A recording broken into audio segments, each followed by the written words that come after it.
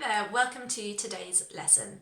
So we are going to be talking about two really important words, so and such, and how you can use them properly. I've got some lovely examples for you and a great rule, so stick with me.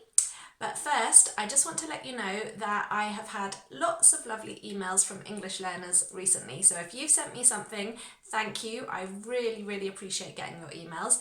And if you haven't, but you want to be part of my email list so that we can communicate with each other, I'm going to leave the link below. I always write back to every email and I love hearing from you guys. So make sure you join my email list.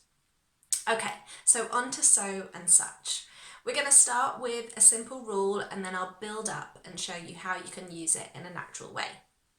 So, that's an example of so for beginning a sentence, but that's not what we're talking about today. I'm going to give you two sentences and I want you to think about how they are different, okay? So, yesterday it was so windy. It was so windy. Or, yesterday was such a windy day. It was such a windy day. Okay, so in essence, we've got the same sentence, really. It means the same. But in one we're using so and in one we're using such. So what is the difference? Did you spot it? Well, after so, we've got an adjective, so windy. And after such, we've got a noun, such a windy day, okay? So these mean the same things, but the rule is if you're using so, put it with an adjective, and if you're using such, put it with a noun. There are other ways to use them, but that's a nice simple rule to get you started, okay? And why are we using them? Well, basically just to emphasise. I could say it was windy, it was a windy day, but that's just quite a boring sentence, you know, it just is basic. If I really want to emphasise and say how windy it is, then I can use so or such to emphasise that. And you can hear it in my pronunciation as well. It was so windy. It was such a windy day.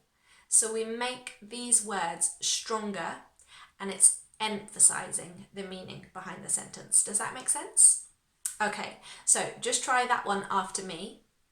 It was so windy. Okay, brilliant. And it was such a windy day. Fantastic. So you've got your rule, so with an adjective and such with a noun, and you know why you're using it. You're using it to emphasise. And the final thing that I want to teach you is it comes very often with this structure. It was so windy that we couldn't go for our walk, okay? Or it was such a windy day that we couldn't go for our walk.